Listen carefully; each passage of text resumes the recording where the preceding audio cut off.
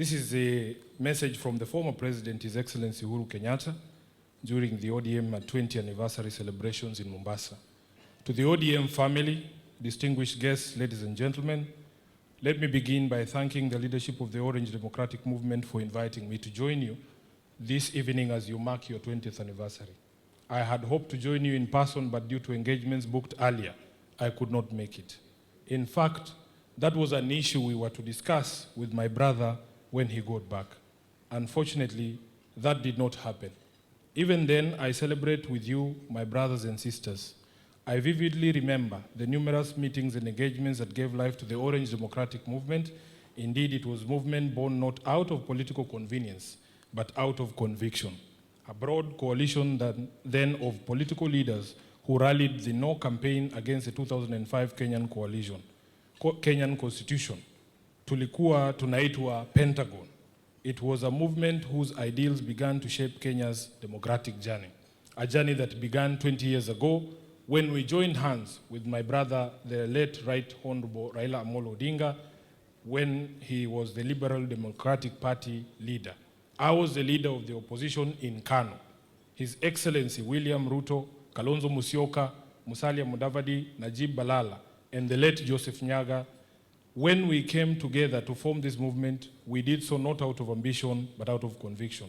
Conviction that Kenya deserved better, that our people deserve justice, dignity, and equal opportunity.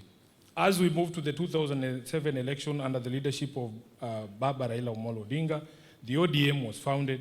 It was founded as a voice of the voiceless, a rallying point for all who desire true democracy, constitutional reform, justice, good governance. It was built on the belief that leadership is not about power, but about service, that progress is not about individuals, but about people working together for the common good.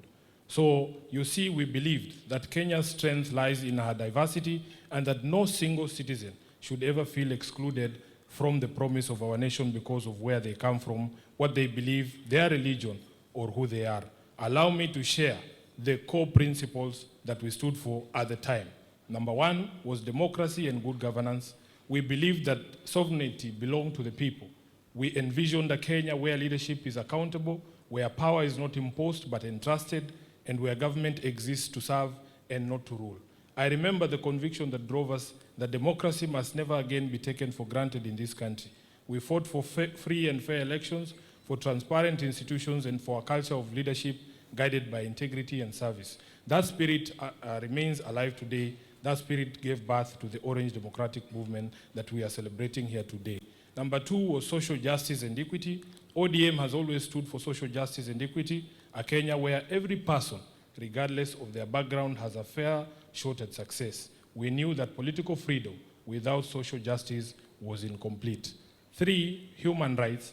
In the face of persecution, intimidation, and imprisonment, as the leaders then led by my brother, Right Honorable Raila Odinga, we stood tall in defending the human rights and freedoms of all Kenyans. Our unity under the Orange Movement taught us that the fight for freedom is not just about political space, but about the dignity of every person, the right to speak freely, to worship, to assemble, and to live without fear. Three, or is it five, economic justice. ODM was and continues to be an unwavering movement in its pursuit of economic justice, the idea that growth must be inclusive, and prosperity shared. In the interest of time, Your Excellency, if you watch this, I'm going to skip to the last paragraph because I can see the Honorable Junet behind me. Wanachama wa ODM, today as you celebrate this milestone, my heart is emotionally heavy as I remember my brother and friend and compatriot, the Right Honorable Raila Odinga. May his soul rest in peace. His absence today is deeply felt, but his presence is forever etched in our hearts and in the history of our beloved nation, Kenya. Baba was not just a leader of ODM, he was the spirit of its struggle, the embodiment of courage, endurance, and unwavering faith in the Kenyan dream. His courage, resilience, and selflessness shaped not just this movement, but the very course of Kenya's political evolution.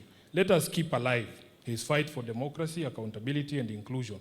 Let us make real his vision of a Kenya where no child goes hungry, where justice is not for the privileged few, and where every Kenyan, young or old, has an equal opportunity to thrive. May the next phase of ODM be a testament of renewal, growth, and steadfast commitment to building a Kenya that truly belongs to all her citizens. Thank you. God bless you.